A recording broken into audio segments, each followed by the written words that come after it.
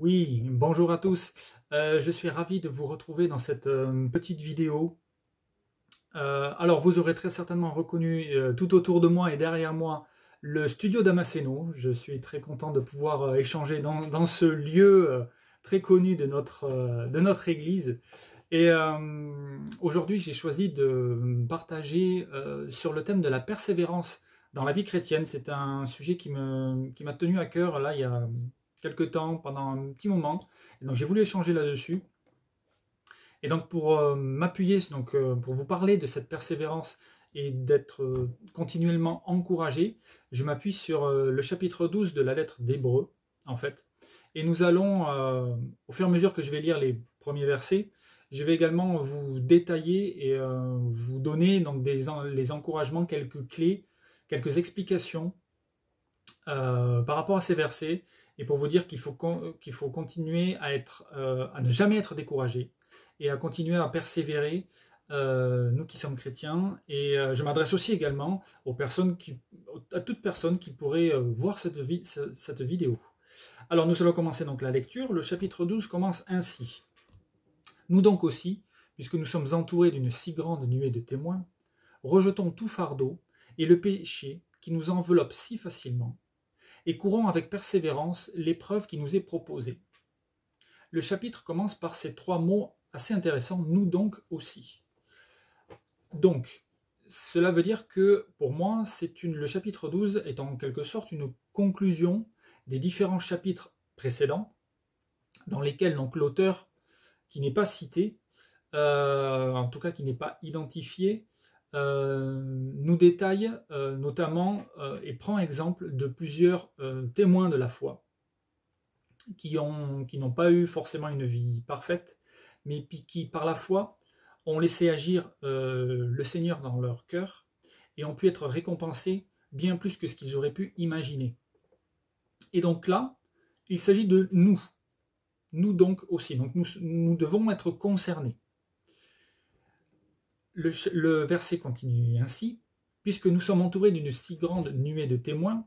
Donc les témoins, ce sont justement toutes les personnes qui ont pu passer par là et faire un acte de foi pour pouvoir ensuite être récompensés. Ils sont tous là, tout autour de nous, pour nous encourager. Et donc, quel est le premier verbe qui est utilisé dans ce verset? C'est le verbe rejeter. Rejeter tout fardeau et le péché qui nous enveloppe si facilement. Quelle est la première chose à faire dans ce chapitre? C'est de rejeter tout fardeau. Un fardeau, c'est quelque chose qui nous ralentit, qui n'est pas utile. Et le péché, comme tout le monde le sait, le salaire du péché, c'est la mort. Donc cela est encore moins utile que le fardeau. Donc rejetons d'abord tout ça. Pourquoi ensuite? Pour nous permettre de courir avec persévérance l'épreuve qui nous est proposée. C'est-à-dire que nous ne pouvons pas nous présenter à cette course, puisque nous devons courir, avec un fardeau et des péchés. Il nous faut d'abord se débarrasser de cela avant de pouvoir se présenter au départ de cette course, si je puis dire. Comment devons-nous courir? Il est écrit avec persévérance l'épreuve qui nous est proposée. L'épreuve, ce n'est pas nous qui la choisissons, c'est Dieu qui l'a choisie pour nous. Il est maître de tout, hein, et Seigneur des seigneurs et roi des rois, comme nous le savons tous. Et l'épreuve, elle nous est proposée, donc il faut l'accepter. Et donc nous sommes prêts, remplis de persévérance et prêts à courir le plus rapidement possible et le plus léger possible, si je puis dire. Verset 2. Faisons-le en gardant les regards sur Jésus, qui fait naître la foi et l'amène à la perfection. Alors, là, il nous est indiqué la façon dont nous devons courir. Faisons-le en regardant les yeux fixés sur Jésus, uniquement. On peut imaginer que à l'époque, ce genre de course se passait dans des grands stades où les personnes pouvaient courir en ligne droite, et donc les témoins ou les spectateurs étaient sur des gradins immenses sur les côtés. Alors, les témoins que je viens de parler sont donc sur les côtés et ce n'est pas eux qu'il faut le regarder. Il faut bien éventuellement les regarder avant le départ de la course, mais ils sont là pour encourager, pour nous motiver. Mais en aucun cas, il faut leur accorder, je dirais, plus d'importance que cela. Il faut savoir qui ils sont. Il faut savoir qu'ils ont été des précurseurs par rapport à nous, en fait, qui commençons cette course ou qui sont en train de courir. Mais l'aspect primordial, c'est d'avoir les yeux fixés sur Jésus, la ligne d'arrivée. Que fait Jésus? Il fait naître la foi et l'amène à la perfection. Voilà. Il n'y a que lui qui fait ça. En fait, il fait naître la foi. Dans d'autres textes, j'ai vu que c'était le pionnier ou le précurseur et qu'il l'amène à la perfection. Donc lui est allé véritablement au bout de cette course. Je dirais plus loin que n'importe qui. Comme le dit notre très cher pasteur Damasceno, l'alpha et l'oméga. Voilà, donc on peut vraiment se référer à cela. La suite de l'épître. En échange de la joie qui lui était réservée, il a souffert la croix en méprisant la honte qui s'y attachait, et il s'est assis à la droite du trône de Dieu. Alors, en échange de la joie qui lui était réservée, c'est-à-dire c'est une joie passagère, une joie, je dirais, de ce bas monde. Il a préféré donc souffrir à la croix, mépriser la honte, et pour cela, et grâce à cela, il s'est assis à la droite du trône de Dieu, la récompense. Pensez en effet, verset 3, à celui qui a supporté une telle opposition contre lui de la part des pécheurs, afin de ne pas vous laisser abattre par le découragement. Dans une autre version de la Bible, c'est marqué « considérer » en effet celui qui a supporté une telle opposition. Celui qui a supporté une telle opposition, c'est évidemment Jésus, contre lui, de la part de tous les pécheurs, toutes les personnes qui n'ont pas Jésus dans leur vie, afin de ne pas vous laisser abattre par le découragement, de ne pas être découragé. Il montre l'exemple. Il a pris sur lui toute l'opposition de la part des pécheurs, ce qui est écrit, pour que nous continuions à être encouragés. Alors, si malgré tout, vous pouvez être découragé dans votre vie, déjà sachez que ce ne sera que passager de toute façon, que ce n'est pas lié ni à Jésus ni à Dieu, parce que Jésus a vaincu la mort et nous a supporté donc l'opposition de la part de ces pécheurs pour que nous puissions continuellement être encouragés. L'auteur continue dans le même sens, il rajoute des exemples supplémentaires. Verset 4. Vous n'avez pas encore résisté jusqu'au sang dans votre combat contre le péché. Verset 5. Et vous avez oublié l'encouragement qui vous est adressé comme à des fils. Il l'affirme. Ce sont des affirmations. Vous n'avez pas encore résisté jusqu'au sang. Non. Vous pouvez considérer que vous avez des obstacles, que vous êtes découragé. Non. Ce que dit le texte, c'est que comparé à Jésus, si je puis dire, on est dans une autre catégorie. On ne peut pas comparer. Et on ne peut pas comparer notre combat contre le péché. Il est allé beaucoup plus loin que nous, il nous a montré l'exemple. Et il nous dit aussi dans le verset 5, et il nous l'affirme également, vous avez oublié l'encouragement qui vous est adressé comme à des fils. Nous sommes des fils et des filles de Dieu.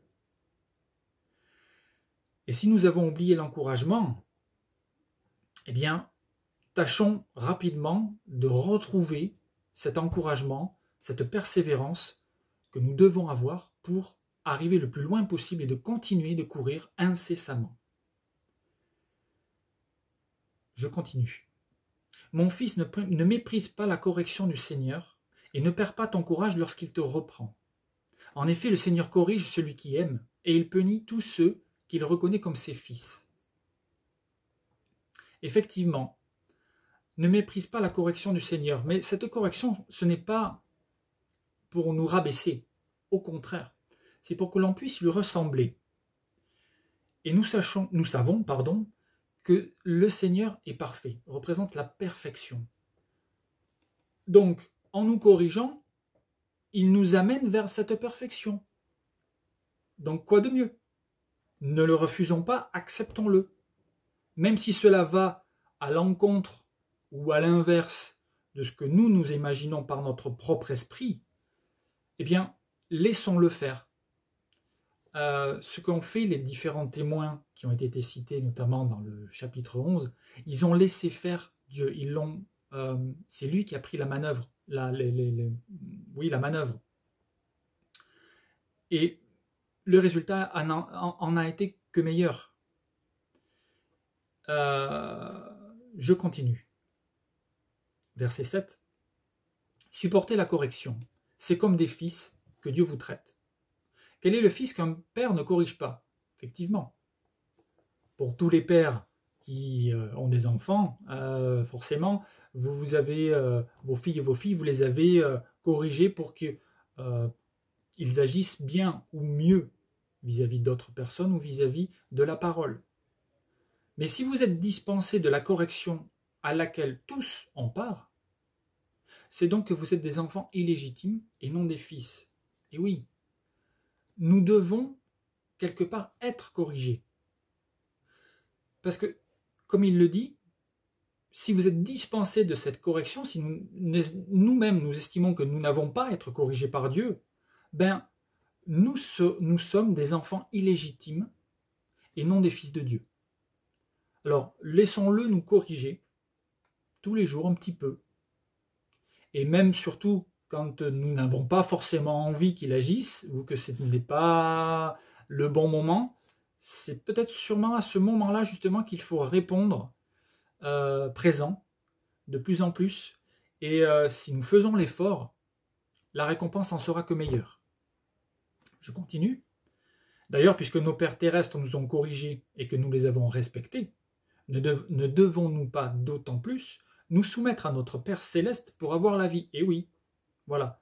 C'est encore une fois, il enfonce le clou par rapport à la correction que nous acceptons de nos pères terrestres, mais qu'il est peut-être plus, plus difficile à concevoir que notre Père Céleste nous corrige aussi. Ben non, au contraire, nous qui sommes chrétiens, nous devons également, et d'autant plus, accorder à Dieu cette correction céleste, si je puis m'exprimer ainsi.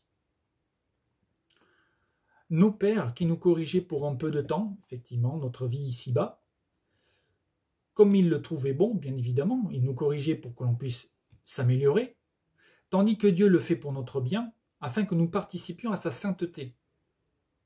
Alors, je ne dis pas que la correction des pères terrestres n'est pas bonne, effectivement, il faut qu'elle soit là, mais elle ne peut pas être comparée à la correction qui nous fait participer à la sainteté de Dieu. Verset 11.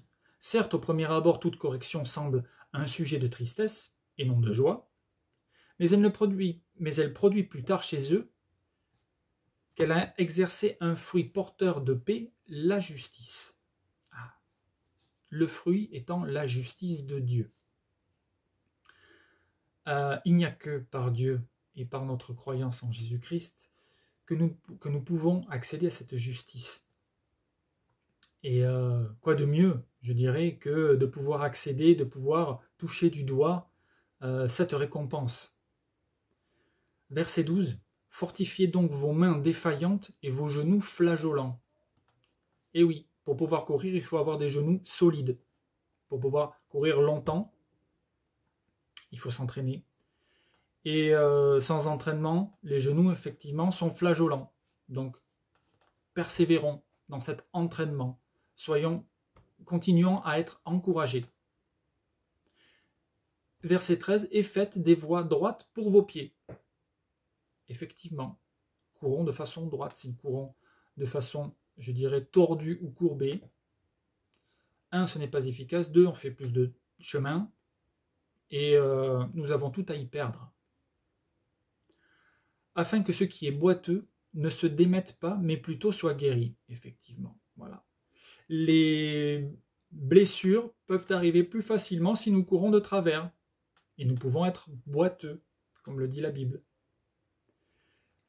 En courant de façon beaucoup plus droite et selon la volonté de Dieu, en ayant les yeux fixés sur Jésus, nous serons guéris. Rechercher la paix avec tous est la progression dans la sainteté. Sans elle, personne ne verra le Seigneur. Effectivement, jolie conclusion de la conclusion, si je puis dire, dans ce verset 14, rechercher la paix. Effectivement, c'est ce que nous aspirons tous, malgré tout ce péché qui nous enveloppe si facilement. J'en reviens au verset 1. Et nous progresserons dans la sainteté. Plus nous courons, malgré les obstacles, gardons les yeux fixés sur Jésus, parce que sans elle, personne ne verra le Seigneur et la récompense qui nous est accordée, donc la justice de Dieu. Merci de m'avoir écouté et bonne soirée à vous tous, que Dieu vous bénisse. Au revoir.